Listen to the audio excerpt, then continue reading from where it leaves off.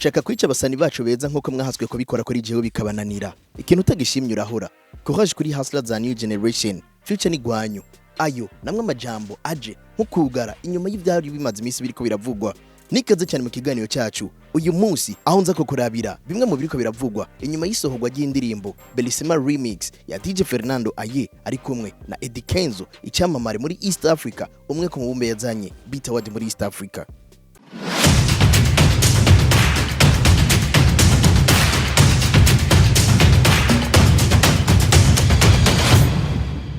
Kuva kwigenekerezo rya 8 ukwezi kwa 2025 nakindi kiriko kiravugwa aho ni nyuma yuko hasohotse indirimbo Bellissima remix ya DJ FERNANDO ari kumwe na EDDY KENZO mu gihugu cy'u Buganda.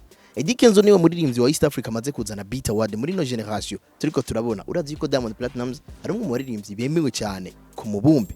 Ariko kandi reka ndakwereke ino ndirimbo Bellissima dusubira inyuma gatoyi. Urabizi yuko ari indirimbo yazanye polemique cyane inyuma yuko byagiye kumenyekana yuko DJ FERNANDO atari we yayanditse ijana ku ijana, ariko akaza kuvuga ngo ni gute wandika indirimbo nandikiye mukunzi wanje.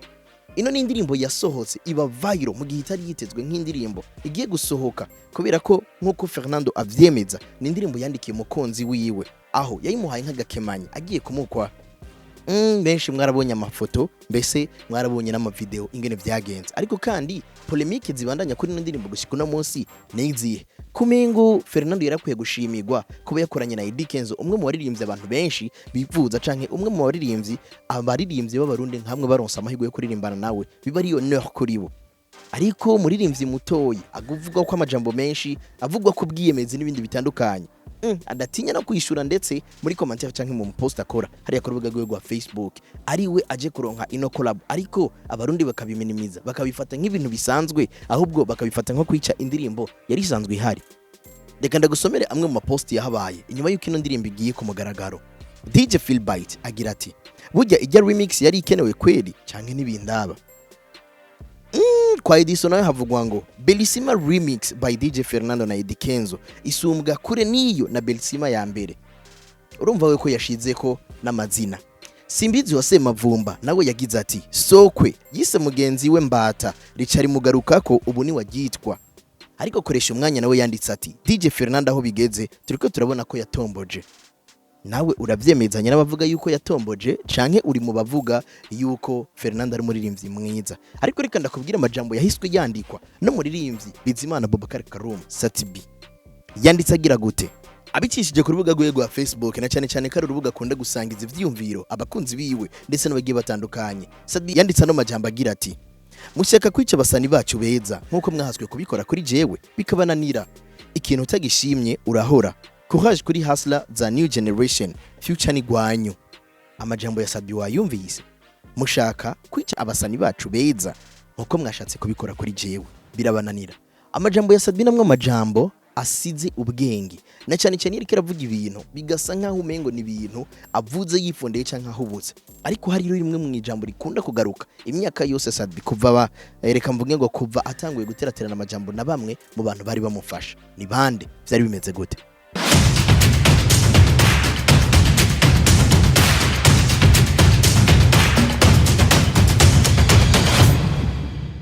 Urabizi ko Satibi yagize amatati na DJ Pole. Urabizi yuko Satibi yagiye aragira amatati n'ama management yagiye yarajamwo gushikaho Impayavni iza kuba management ikomeye isa nk'iyo bagumanye. Ariko kandi urazi yuko yakoranye na Crown Royal yo batigeze bavurugana, ahubwo yarije nka mezo batanguye gukorana imuzaniye deals zitandukanye ndetse kugira ngo imukorere n'indirimbo zimeze neza.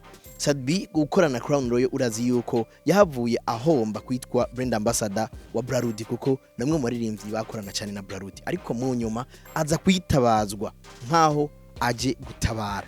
Benshi ntibabizi. Urabizi yuko Satibi yashatse gukugwa kuri page kugira ngo bashireho abandi baririmbyi, ariko abaririmbyi kuri stage toujours bakabamaramaza. Hama Satibi akaza gutabazwa nka giseruka rukambye kugira ngo aze atabare canke asubire avyure ibirori. Ndavuga Friends of Amstel. Kuba tabizi reka tuze tubigira inkuru yacu ikindi gihe, kubera ko duhagaze kuri Bellissima na DJ FERNANDO. Satibi arakunze kuvuga ijambo system. Hano yavuze ati mushaka kwica abasani bacu beza nkuko mwahaswe kubikora kuri jewe bikabananira. Kubica so gufata inkoho canke igiti agakubita mu mutwe bagapfa. Ano majambo ya Satibi arasize ubwenge. kubica mu buhe buryo. Urabizi yuko muziki bavuga bati biragora kubaka ariko iyo hageze kubomora benshi babikora bukwi na bukwi. Mbega Fernando nawe namwe mu baririmbyi bashaka kwicigwa career nkuko vyabaye kuri Sadbi ko ubwe nyene avyemeza. Mbega bashatse kwica career ya Sadbi gute? Sadbi arafise icyo bivuga ko canke ijya system irafise ibindi bintu ikora adashaka gushira habona. Hari byinshi bivugwa. Reka tugaruke kuri DJ Fernando na Bellissima yiwe ari kumwe na EDDY KENZO. Byose byatanguye ryari hari kwigenekerezo rya 5 kwezi kwa mbere aho no muririmbyi Fernando yanditse ati mugomba munzize kuvuga ko indirimbo ya We Love Muzika iryoshe sha isiragoye umewasha mwenyewe utauzima mwenyewe. Aho ni mu gihe yarapostinze isana muri boneka nk'ijya kera we na mugenzi we bahora mu mugwi umwe We Love Muzika bariko baririmba indirimbo ya Melanin Boy Don't Fall in Love, aho yayise indirimbo ya We Love Muzika, which means ku bantu buguriye amatwi bagatahura neza yashatse kuvuga ko ari indirimbo banditse bari kumwe nkuko bamwe babivuze muri commentaire. Amajambo yakoreshejwe uraza kunyihanganira si jewe ndayavuze ariko namwe mu majambo yanditswe n'abakunzi b'umuziki.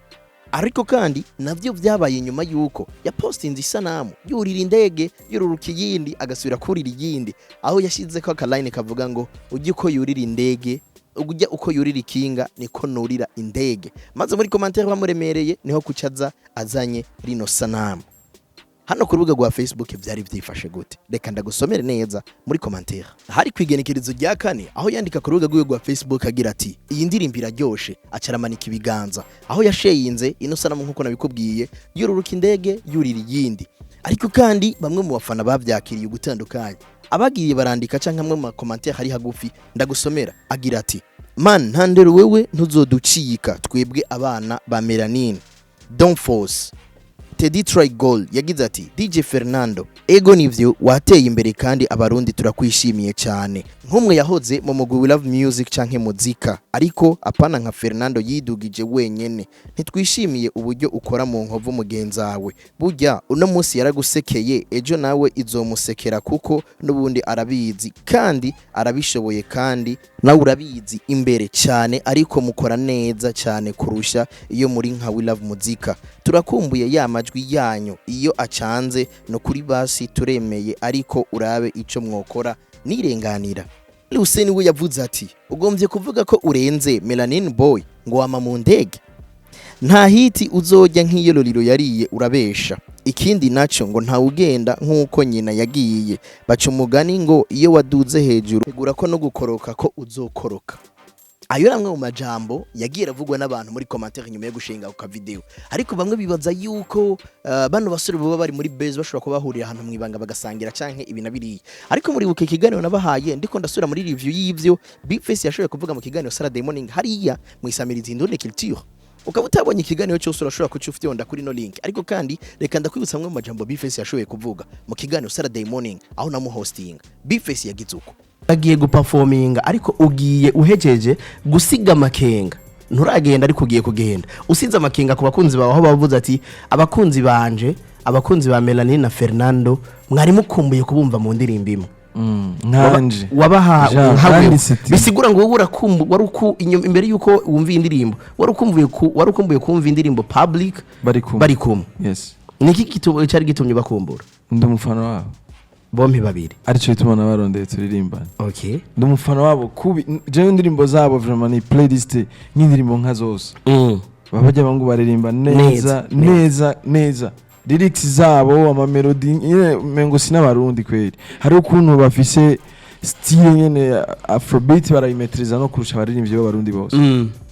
Afrobeat ni ofete mudiho barawigaruriye witwa wabo nga afro ni gwabo vraiment kuko barazi kuyi ofete hari gurimba afrobeat ugaca usanga uri kuririmba ibintu nyene ego ni afrobeat mugabo ntabwo ari melody za afrobeat wayiririmbye ariko ntabwo ari afrobeat melody zayo si afrobeat ariko bajya bahungu barazigwamwo kabisa. Rero jewe vraiment ndi mu bantu ba mbere bababaye bavanye kweli. Okay, ndantwana narababaye cyane gose ko yandi umufana. Hari abafana bemeza yuko bano basore bataravana ariko ngo babibonye nka game.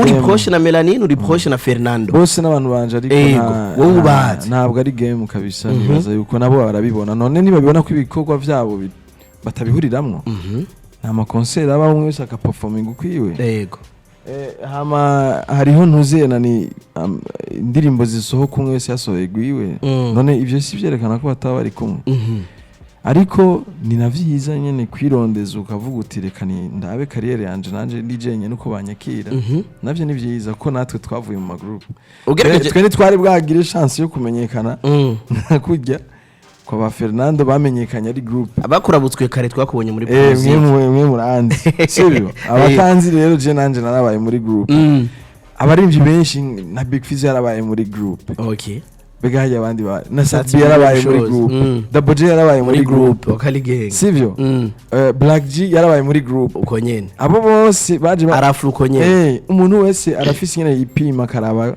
ari wenyene DJ nyene beze gute ugerageje kuraba umuntu ku ruhande rwiwe baronse success kurusha bakiri kumwe jewe ndabakunda bari kumwe ariko muga kandi n'amazina bayubatse bari kumwe uke batabanza kuyubaka kujya nibi biriko biraba ntibibe biriko biraba kandi nta namajambo vyari gutera oya ariko kandi ayo majambo ategezwa kuyatera uko bari mu kazi wavyumvise mukunzi butunzi utari mugenzi mutunzi mu butunzi atari ubwacu ugerageje kumva ivyo Bface yavuze nivyo abafana biyumvira canke twebwe twiyumvira haraho bihuriye ariko kandi reka ndakwibutse kuva kwigenekerezo rya munano kwezi kwa mbere gushika no munsi ndiko ndagusomera bino indirimbo Bellissima Remix iri ku rubuga rwa EDDY KENZO asanzwe afise n'aba followers atari bake ku by'ukuri ino ndirimbo imaze kubikurikiranwa n'abagera ku bihumbi amajana 205 n'ijana 126 no kuvuga ngo baharurika mu bihumbi amajana 2 mu minsi 5 imaze isohotse ariko none bamwe bavuga bati ino ndirimbo vy'ukuri yari ikwiye kubiri hano canke yari ikwiye kubiri ku rugero rwiza cyane aho dushobora kubona nko miliyoni mu minsi mikeyi cyane nkuko twabibonye kwa Fernando ino ndirimbo yivuge yuko ari indirimbo ibandanye ijya hit abandi nabo bakemeza bati bano basore ba new generation benshi baragura views kubera ko ugerageje kuraba niyo bakoranya ariko bagashira ku rundi rubuga ntibaronka ya visibility nk'iyo bahora baronka urumwe mu bavyiyumvira yuko ivyo kugura ama views bikibaho canke ure mu bibaza yuko bano basore kwera ko ukuntu bariko barakora neza hari go babandi babasharika nizere yuko umaze kuraba indirimbo Bellissima Remix nimbora giravye ni giki wakunze ni giki wagaye ariko kandi ino ndirimbo vy'ukuri yari ikwiye kuba remix canke yari ikwiye gukorerwa iyindi ndirimbo ariko kandi nkuko vyemezwa na bamwe ikaba ari Bellissima yasabwe remix nuno muririmbyi EDDY KENZO why not itari gukogwa ariko kandi iyo ngo akora challenge nkuko bamwe bavyemeza ngo mwari gusimbira ku mbuga ngurukana umenye muvuga yuko indirimbo yabaye viral biteye ubwoba ariko kenda kwibutsa ko no ku rubuga rwa TikTok ino ndirimbo yabaye viral mu ndirimbo zitanu muri Africa canke za East Africa wasanga ino ndirimbo irimwo inyuma y'indirimbo za Diamond indirimbo za Debe n'izindi wiyumvira iki kuri Bellissima na Fernando hari kumwe na EDDY KENZO nawe uremezanya na Satbi yuko iyo udakunze ikintu uhora canke uri muri bamwe bemeza yuko ukuri kuvugwa hama wakubwiye akakwakira uko ashaka kandi harababwiye Satbi bati mureke kubeshanya muhanurane kuko rimwe na rimwe birakwiye yuko abantu mubwizanye ukuri reka ndakwereka ikintu Fernando yakoze inyuma yuko akurikirana abantu barenga ibihumbi akurikirwa n'abantu barenga ibihumbi 100 ku rubuga rwa Facebook Fernando nuko akurikira umuntu umwe gusa EDDY KENZO wibaza ko ariko zihe mpamvu reka ndagushimire we mukunzi butunzi utahengeshanya ko bandanye ushigikira ikiganiro cacu canke ibiganiro bicano kuri The Ray TV show je nitwa The Ray tirwa gasore asanzwe akora amasanamu ameze neza asanzwe akora amafoto ameze neza urashobora kuja usimbira ku rubuga rwiwe atirwa gasore cyangwa karabugwitwa T photography ukacura amasanamu ameze neza asanzwe akora dote mariage n'ibindi bigiye bitandukanye no behind camera Jabless man gutiza amagara n'amafaranga utibagira gufite onda like share ndetse na commentaire utayisize Jabless